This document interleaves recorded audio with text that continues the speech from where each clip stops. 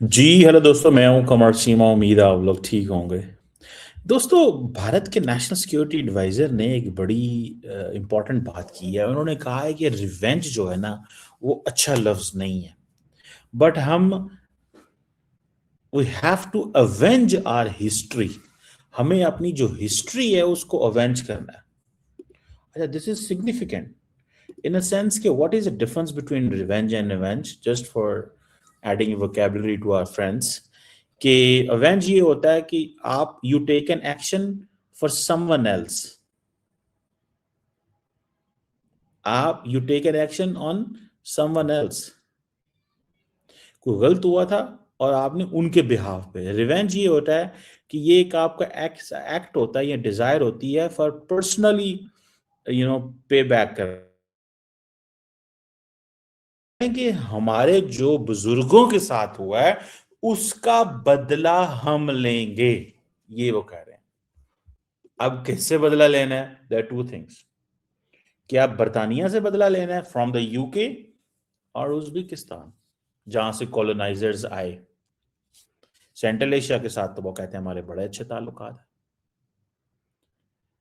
तो ये military revenge की बात तो नहीं कर रहे कि क्या मिलिट्री रिवेंज की बात करें, क्योंकि यूके के साथ तो फ्री ट्रेड एग्रीमेंट कर रहे हैं। उज्बेकिस्तान और ये सारे कहते हैं कि जी हमारे तो बड़े, उनको कहते हैं हमारे आपके साथ सिविलाइजेशनल ताल्लुकात है। इंडिया उनको कहता है कि हमारे आपके साथ सिविलाइजेशनल ताल्लुकात हैं। जाएं आप निकाल के देख लें कन्वर्सेशंस। कन्वर्सेशंस निकाल के देखें तो यू विल सी कि वो कह रहे हैं कि आपके हमारे साथ बहुत अच्छे ताल्लुकात हैं भैया, आप परेशान ना हो। हम आपके भाई हैं, आप हमारे भाई हैं। ठीक है। तो इस चीज से आपको एक चीज मजीद पता चलेगी कि ये जो बातें कर रहे हैं ये किसी से नहीं कर रहे। ये मोहब्बत जो है क्या नाम है, हमारे दोवल साहब जो हैं वो हम ही से करेंगे। ठीक है। ये मोहब्बत यहीं पे होगी। लेकिन अभी क्योंकि यहाँ पे लोगों को इसकी पूरी समझ नहीं है, तो मतलब इन दैट कॉन्टेक्स्ट हमें इसको एक्सप्लेन कर रहा हूँ। मैं जरा थोड़ा सा इसी पे आ जाता हूँ। अब दोवल साहब का जो मतलब है, ठीक है, कि जो इसका मतलब शायद ये भी ना होगा कि हमने कोई बंदे मारने हैं। ओके। लेकिन इसका मतलब ये भी है कि रिटेलिएशन कैसी होगी। क्या retaliation will be A civilisational resurgence? मतलब कि हम एक हिंदू सिविलाइजेशन इमर्ज कर रही है, तो हम बेसिकली एक सिविलाइजेशनल रिसर्जेंस करेंगे, जिससे हम वो जो मुसलमानों का जो था दबदबा वो सारा उसको खत्म कर देंगे। Now this is a Hindu civilisation which is emerging, और मुस्लिम सिविलाइजेशन का जो एक्चुअल डाउनफॉल है, फॉल है, वो आज है। या इसका मतलब, अच्छा एक तो आप समझ गए ना कि ये सिविलाइजेशनल रिसर्जेंस है, not retaliation in terms of बंदे नहीं मारेंगे। तो हम अपना ये लंबी स्ट्रगल की बात कर रहे हैं। तो बेसिकली मोदी साहब के दिमाग में उन्होंने ये चीज डाली है कि you have to lay foundation for a longer battle और लॉन्गर स्ट्रगल और अ लॉन्गर फ्यूचर, और you have to establish this. ये आपको एस्टैब्लिश करना है मोदी साहब। ये कह रहे हैं उनको। मोदी साहब तो अगे तैयार बैठे, कहते मैं छड़ना ही नहीं है ना सारे। वो तो बिल्कुल तैयार बैठे हुए ना, कहते मैं छड़ना ही नहीं है ना, मैं भाड़ लेना सारे। ठीक है। तो इसका क्या करना है, what to do of this? Modi साहब तो अलर्ट है। अच्छा, एक बात हो गई। दूसरी बात क्या है कि India will not be the India, वो दबा हुआ इंडिया नहीं होगा। So there is a restoration of confidence. अब इंडिया एक कॉन्फिडेंट इंडिया है, पावर होगी। हमने किसी को शायद मतलब just trying to elaborate and explain और अंडरस्टैंड, और if I can be someone who can describe what he saying, so शायद वो कहेंगे कि ये हमारी जो पावर का वक्त आ चुका है। नाउ इज अ टाइम कि यहाँ पे कांग्रेस ने भी लोगों को कंफ्यूज रखा, सबने कंफ्यूज रखा, ये क्या ड्रामा था, मतलब ये सेकुलर इंडिया का, ठीक है जी। तो ये जो चीजें थी माजी में, वो मतलब हम सारी ठीक करने आए हैं। ये सिविलाइजेशनल रिसर्जेंस का टाइम है। Now we are more confident. अब हम जो हिस्टोरिकल हमारे साथ ज्यादतियां हुई हैं, गलतियां हुई हैं, जो मोदी साहब भी आज पकड़ जिक्र कर रहे थे, ठीक है जी। तो जो इंडिया है वो कमजोर रहा है साइकोलॉजिकली एंड स्ट्रेटेजिकली। तो वो कह रहे हैं कि नाउ इज अ टाइम कि हमें उस सबको अनडू करना है। We have to act strategically, we have to act historically. वो इस चीज की एक्सप्लेनेशन कर रहे हैं। ये आप देखें, ये जो हमारे दोस्त हैं उनको इस चीज को समझना होगा कि वो क्या बातें कर रहे हैं। मैं तो अपने दोस्तों को समझा समझा के तंग आ गया हूँ कि Modi is thinking very long, he is thinking for a very very different time and era. और वो क्या कह रहे हैं कि जी हमें साइकोलॉजिकली एंड स्ट्रेटेजिकली, तो ये जो पावर इम्बैलेंस है, लॉन्ग टर्म एक पावर इम्बैलेंस जो है वो क्रिएट करना है। जो हुआ हुआ था उसको ठीक करना है और नया पावर इम्बैलेंस बनाना है कि इंडिया के अंदर हिंदूज इतने ऊपर आ जाएं कि ये मुसलमान जो हैं ये कभी सोच भी ना सके। सो अवेंज हिस्ट्री मतलब, अब जो उज्बेकिस्तान से लोग आए थे यार, उनको आज के दौर में लोगों को क्या पता है उनका। लेकिन शायद वो ये समझते होंगे कि बेशक आज के दौर को लोगों को नहीं पता, but still the Muslims here they give reference to that era. वो आज के इरा का वो रेफरेंस देते हैं, वो आज के इरा का वो रेफरेंस देते हैं और बात करते हैं। समझ रहे हैं? So this is significant. So India की जो कॉलोनियल एक्सपीरियंस है अंडर ब्रिटिश, उसकी तो वो बात ही नहीं करते। उसका तो वो ये कहते हैं कि हाँ नाम बदल दो। अगर प्राइम मिनिस्टर ऑफिस का ये नंबर था, उसके घर की सड़क का ये नाम था, तो ये सारा कुछ बदल दो और इंडियन रख दो। अब मॉडर्न इंडिया जो है, इट डज नॉट फ्रेम और इट डज नॉट ब्रिंग और constitute UK as an adversary. ठीक है, इंडिया और यूके के ताल्लुकात तो बहुत अच्छे हैं, प्रोग्रामेटिक हैं, चीजें ओके हैं, सारा कुछ है। समझ रहे हैं बात को? Everything is in a different way. अच्छा, अब उज्बेकिस्तान जो है, ठीक है जी, अगर उसी की बात है, जो मिडिएवल इन्वेजन्स हुई गजनी दौर में, गौरी दौर में, ठीक है, इंडियन डिस्कोर्स में उसका जिक्र है, इंडियन डिस्कोर्स में उसका जिक्र है। और वो क्यों जिक्र है? बिकॉज वो समझते हैं कि यार ये मतलब इन्होंने हमारे साथ अच्छा नहीं किया था ना, वो इसको इस एंगल से देखते हैं। अब उज्बेकिस्तान को देखें या ये अफगानिस्तान को या इन चीजों, आज तो उनके साथ बड़े अच्छे ताल्लुकात हैं। तो फिर टारगेट क्या है? ठीक है ना जी। जो जो रिवेंज होता है ना, वर्ड याद रखें उसका, अगर अगर आप एग्जैक्ट मीनिंग देखें तो रिवेंज जो लिया जाता है इज ये, इसका जो टारगेट होता है वो कंडीशंस होती हैं। क्या होती हैं? कंडीशंस, कंट्रीज नहीं होते।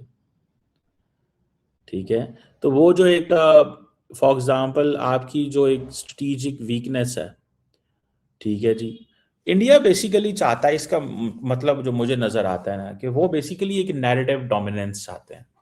They do want a narrative dominance. ठीक है, और जो एक वेस्टर्न और कॉलोनियल फ्रेमिंग है इंडियन हिस्ट्री की, वो उसको खत्म करना चाहते हैं। इंटेलेक्चुअल जो डिपेंडेंसी है उसको खत्म करना चाहते हैं, जो साइकोलॉजिकल सबऑर्डिनेशन थी वो उसको भी उड़ाना चाहते हैं। They want it this way. और इंडिया जो है वो वो उसके जो स्ट्रेटेजिक थिंकर्स हैं और वो जो कॉलोनियल माइंडसेट है, वो सारा वो कहते हैं उड़ा दो इसको।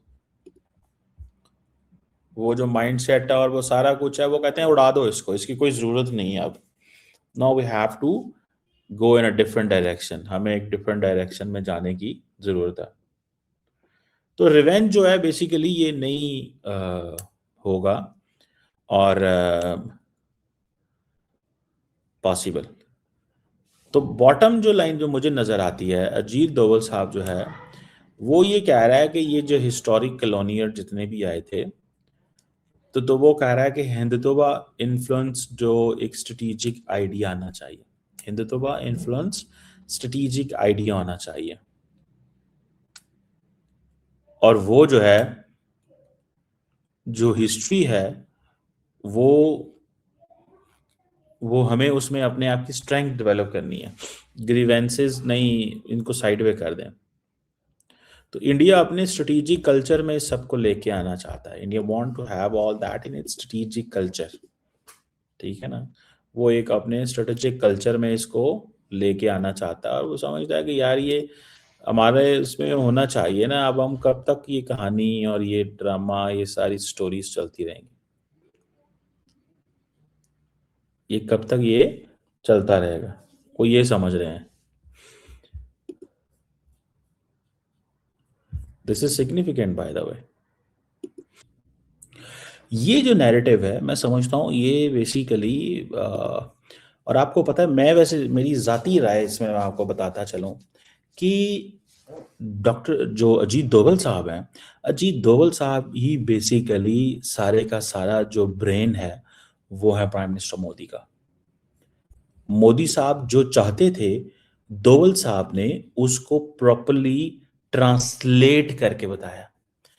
जो मोदी साहब सोच रखते थे, उसको उन्होंने बेसिकली उनको फ्रेम करके बताया कि हमें करना क्या है।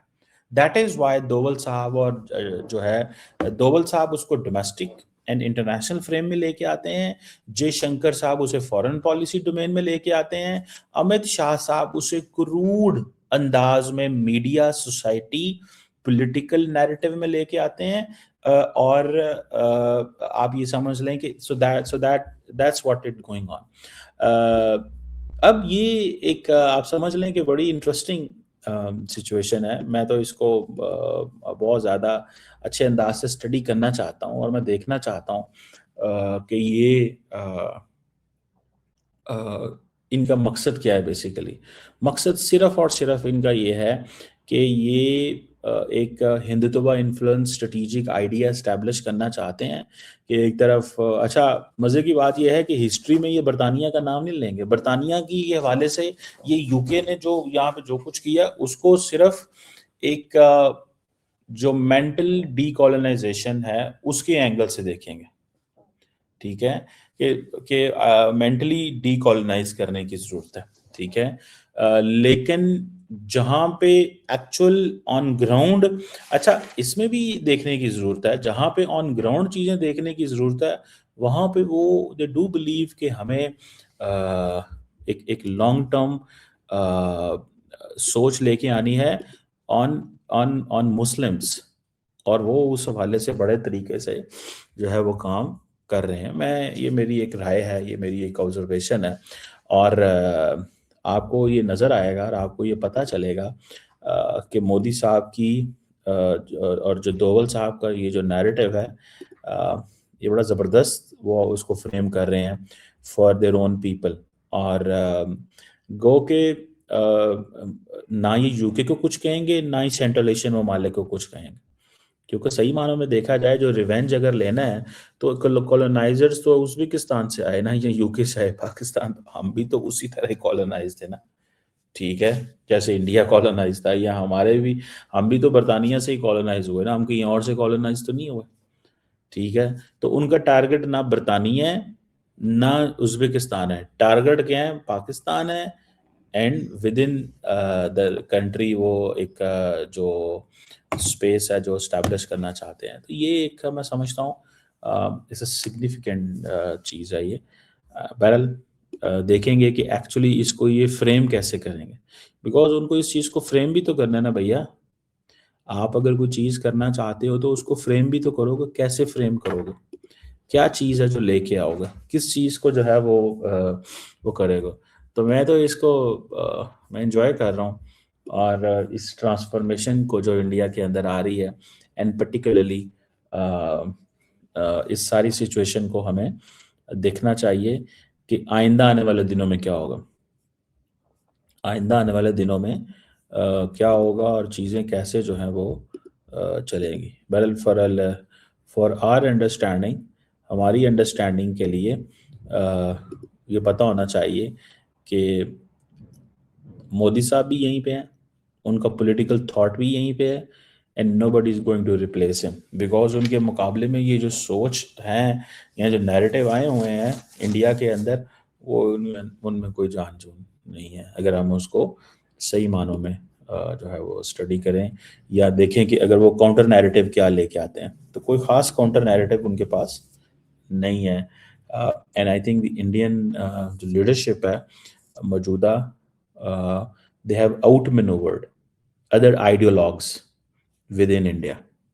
वो जो भी हैं, वो भले उनका ताल्लुक कांग्रेस से है, मुसलमान से है, लिबरल हैं, सेकुलर हैं, वॉट एवर, उन्होंने उनको आउट मैनूवर कर दिया।